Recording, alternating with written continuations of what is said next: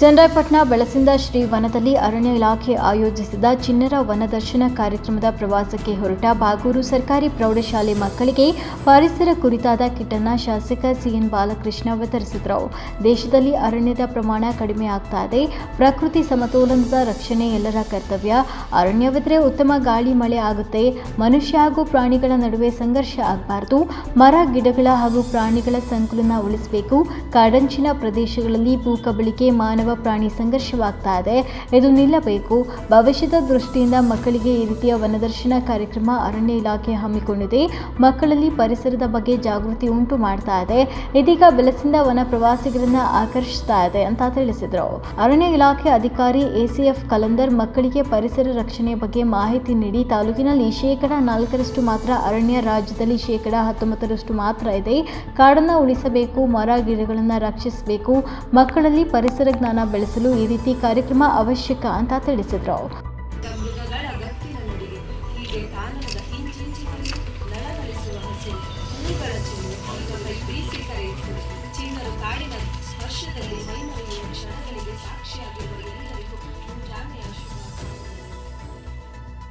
ಚಿಣ್ಣರ ದರ್ಶನ ಕಾರ್ಯಕ್ರಮದ ನೇತೃತ್ವವನ್ನು ವಹಿಸಿರುವಂಥ ನಮ್ಮ ಎಸಿಎಫ್ ಶ್ರೀ ಕಲಂದರ್ ಅವರೇ, ಮಂಜಣ್ಣವರೇ ಹಾಗೂ ಅರಣ್ಯ ಇಲಾಖೆಯ ಎಲ್ಲ ಅಧಿಕಾರಿ ವರ್ಗದವರು, ನೌಕರ ವರ್ಗದವರು, ನಮ್ಮ ಬಾಗೂರು ಸರ್ಕಾರಿ ಪ್ರೌಢಶಾಲೆಯ ನೆಚ್ಚಿನ ವಿದ್ಯಾರ್ಥಿನಿಯರೇ, ಮುಖ್ಯೋಪಾಧ್ಯಾಯಿನಿಯವರೇ, ಮಾಧ್ಯಮದ ಮಿತ್ರರೇ, ಈ ಒಂದು ಶುಭ ದಿವಸ ಒಂದು ಇಲಾಖೆಯ ಮಾರ್ಗದರ್ಶನದಂತೆ ಇವತ್ತು ಚಿಣ್ಣರ ದರ್ಶನ ಎಂಬತಕ್ಕಂಥ ಕಾರ್ಯಕ್ರಮವನ್ನು ಆಯೋಜನೆ ಮಾಡಿ ಮಕ್ಕಳಿಗೆ ಅರಣ್ಯದ ಬಗ್ಗೆ ಪೂರ್ಣ ಮಾಹಿತಿಯನ್ನು ಒದಗಿಸ್ತಕ್ಕಂಥದ್ದು, ಅರಣ್ಯ ಏನಕ್ಕೆ ಬೇಕು, ಏತಕ್ಕೋಸ್ಕರ ಬೇಕು, ಅರಣ್ಯದಿಂದ ಆಗುವಂಥ ಪ್ರಯೋಜನಗಳೇನು ಎಂಬತಕ್ಕಂಥದ್ರ ಬಗ್ಗೆ ಪೂರ್ಣ ಮಾಹಿತಿಯನ್ನು ಒಳಗೊಂಡಂಥ ಒಂದು ಕಿಟ್ಟನ್ನು ಕೂಡ ನಾವು ವಿಶೇಷವಾಗಿ ಇವತ್ತು ಇಲಾಖೆ ವತಿಯಿಂದ ವಿತರಣೆಯನ್ನು ಮಾಡಿದ್ದೇವೆ.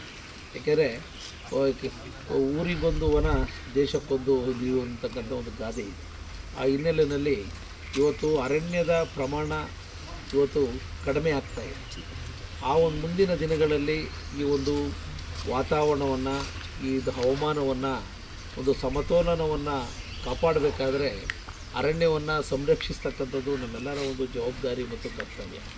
ಯಾಕಂದರೆ ಎಲ್ಲೋ ಒಂದು ಕಡೆ ಅಭಿವೃದ್ಧಿ ದೃಷ್ಟಿಯಲ್ಲಿ 2 ಗಿಡಗಳನ್ನು ತೆರವು ಮಾಡಿದರೆ 10 ಗಿಡಗಳನ್ನು ನೆಡುವಂಥ ಒಂದು ಪ್ರಕ್ರಿಯೆಯನ್ನು ನಾವು ಬೆಳೆಸ್ಕೊಳ್ಳುವಂಥದ್ದು ನಮ್ಮೆಲ್ಲರ ಜವಾಬ್ದಾರಿ ಮತ್ತು ಕರ್ತವ್ಯ. ಏಕೆಂದರೆ ಇವತ್ತು ಅರಣ್ಯ ಇದ್ದರೆ ಮಳೆ ಹೆಚ್ಚಾಗ್ತದೆ, ಅರಣ್ಯ ಇದ್ದರೆ ಉತ್ತಮವಾದಂಥ ಗಾಳಿ ಸಿಗುವಂಥದ್ದಕ್ಕೆ ಅವಕಾಶ ಆಗ್ತದೆ. ಇವತ್ತು ಪ್ರಾಣಿ ಸಂಕುಲಗಳನ್ನು ಉಳಿಸ್ತಕ್ಕಂಥದ್ದಕ್ಕಾಗ್ತದೆ. ಇವತ್ತು ಪ್ರಾಣಿ ಮತ್ತು ಮಾನವರ ನಡುವೆ ಇವತ್ತು ಸಂಘರ್ಷ ಇವತ್ತು ಹೆಚ್ಚಾಗ್ತದೆ. ದಿನನಿತ್ಯ ನಾವು ನೋಡ್ತಾ ಇದ್ದೇವೆ.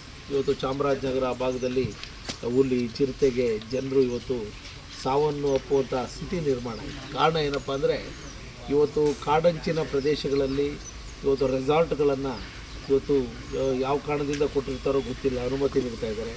ಅಲ್ಲಿ ಭೂ ಕಬಳಿಕೆಯೂ ಕೂಡ ಆಗಿರ್ತಕ್ಕಂಥ ಪ್ರಕರಣಗಳಿದ್ದಾವೆ. ಏನಾದರೂ ಕೂಡ ಫಾರೆಸ್ಟ್ ಡಿಪಾರ್ಟ್ಮೆಂಟಲ್ಲಿ ಇದ್ರ ಬಗ್ಗೆ ಹೆಚ್ಚು ಇದು ಮಾಡೋಕ್ಕೆ ಹೋದರೆ ಅದು ಡೀಮ್ಡಲ್ಲಿಲ್ಲ, ಮತ್ತೊಂದಿಲ್ಲ ಅಂತ ಅವ್ರಗಳ ಬಗ್ಗೆಯೂ ಕೂಡ ಒತ್ತಡಗಳಲ್ಲಿ ಇರುವಂಥ ಸ್ಥಿತಿ ಇವತ್ತು ನಿರ್ಮಾಣ ಆಗ್ತಾಯಿದೆ. ಆ ಹಿನ್ನೆಲೆಯಲ್ಲಿ ಇವತ್ತು ಅರಣ್ಯ ಇಲಾಖೆ ಇವತ್ತು ವಿಶೇಷವಾದಂಥ ಕಾಳಜಿಯನ್ನು ಇಟ್ಟುಕೊಂಡು ಗಿಡಗಳನ್ನು ನೆಟ್ಟು ಬೆಳೆಸುವಂಥ ಪ್ರಕ್ರಿಯೆಗೆ ಇವತ್ತು ಆದ್ಯತೆಯನ್ನು ವಿಶೇಷವಾಗಿ ನೀಡ್ತಾ ಇದ್ದಾರೆ. ಇವತ್ತು ಮಕ್ಕಳಲ್ಲೂ ಕೂಡ ಇವತ್ತು ಜಾಗೃತಿ ಮೂಡಿಸುವಂಥ ಅವಶ್ಯಕತೆ. ಏಕೆಂದರೆ ನಮಗೆ ಈಗ ಸಿಕ್ಕಿರ್ತಕ್ಕಂಥ ಕಾಲ ಒಳ್ಳೆಯ ಕಾಲ. ಮುಂದಿನ ಭವಿಷ್ಯದ ದೃಷ್ಟಿಯಿಂದ ನಾವು ಹೆಚ್ಚಿನ ಗಮನವನ್ನು ಹರಿಸ್ಬೇಕಾಗಿದೆ. ಅವ್ರಿಗೋಸ್ಕರನೇ ಹರಿಸ್ಬೇಕಾಗಿದೆ ಮುಂದಿನ ಜನ್ರೇಷನ್. ಈ ಒಂದು ಸಂದರ್ಭದಲ್ಲಿ ಇವರು ನಮ್ಮ ಏನು ಭವಿಷ್ಯದ ವಿದ್ಯಾರ್ಥಿಗಳು ಗ್ರಾಮಾಂತರ ಪ್ರದೇಶದಲ್ಲೂ ಕೂಡ ಇದರ ಬಗ್ಗೆ ಜಾಗೃತಿ ಮೂಡಿಸುವಂಥ ನಿಟ್ಟಿನಲ್ಲಿ ಚಿರತೆಗಳ ಜಿಂಕೆಗಳನ್ನ ಇದನ್ನು ಕಡಿಮೆ ಇಟ್ಟಿರ್ತವೆ, ಒಂದು ಹಂತದಲ್ಲಿ ಇಟ್ಟಿರುತ್ತೆ. ಪೂರ್ತಿ ತಿಂದು ಖಾಲಿ ಮಾಡೋಕ್ಕಾಗಲ್ಲ ಯಾವ ಪ್ರಾಣಿಗೂ. ಅದಕ್ಕೆ ಯಾವಾಗಲೂ ಹುಲ್ಲು ಮೇಯ್ತಾವಲ್ಲ ಅದ್ರ ಸಂಖ್ಯೆಗಳು ಜಾಸ್ತಿ ಇರ್ತವೆ. ನೀವೆಲ್ಲ ಕಾಡಿಗೆ ಹೋದಾಗ ಈಗ ಹೋಗ್ತೀರ ಮುತ್ತೋಡಿಗೆ, ನಿಮಗೆಲ್ಲ ತುಂಬ ಜಿಂಕೆಗಳು ಕಾಣಿಸುತ್ತೆ. ಹುಲಿ ಕಾಣಿಸೋದು ಡೌಟು, 1, 2, 3 ಇರುತ್ತೆ. 1000 ಜಿಂಕೆಗಳಿಗೆ 2 ಹುಲಿ ಇರುತ್ತೆ ಅಷ್ಟೇ, ಆಯಿತಾ? ಅಷ್ಟನ್ನ ಕಂಟ್ರೋಲ್ ಮಾಡುತ್ತೆ ಅದು. ಯಾವುದ್ರದ್ದು ಸಂತತಿನ ಜಾಸ್ತಿ ಆಗೋಕ್ಕೂ ಬಿಡಲ್ಲ, ಕಡಿಮೆ ಆಗೋಕ್ಕೂ ಬಿಡಲ್ಲ. ಅಷ್ಟು ನೀಟಾಗಿ ಮೇಂಟೈನ್ ಮಾಡ್ತಾರೆ. ಇದರಲ್ಲಿ ಯಾವುದೋ ಒಂದು ತೆಗೆದ್ರಿ, ಹುಲಿ ಸತ್ತೋಯ್ತು ಅಥವಾ ಚಿರತೆ ಸತ್ತೋಯ್ತು ಅಂದ್ಕೊಳ್ಳಿ.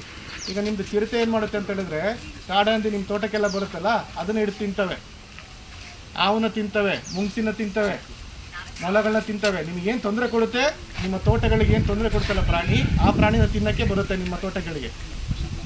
ಆಯಿತಾ?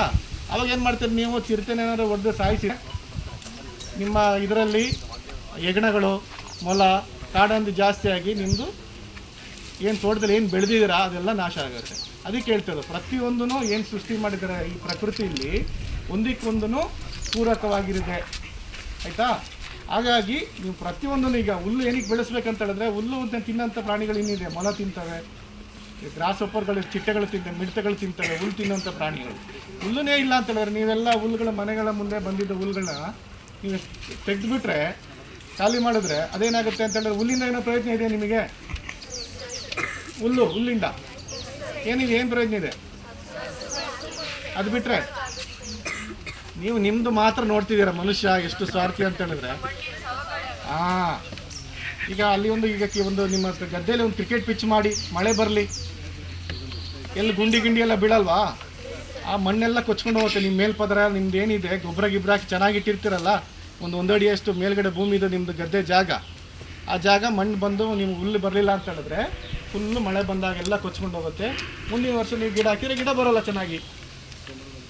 ಪ್ರತಿಯೊಂದನ್ನು ಕೂಡ ಒಂದಕ್ಕೊಂದಕ್ಕೆ ಪೂರಕ. ಅದಕ್ಕೆ ನೀವು ಆಹಾರ ಸರಪಳಿ ನೀವು ಯಾವತ್ತೂ ನೀವು ಸಾಯೋವರೆಗೂ ಮರಿಬಾರ್ದು. ವರದಿ ಮಂಜುನಾಥ್ ಐಕೆ, ಚನ್ನರಾಯಪಟ್ಟಣ. ಮೆಂಡು ನ್ಯೂಸ್ ನೆಟ್ವರ್ಕ್, ಸತ್ಯದ ಕನ್ನಡಿ.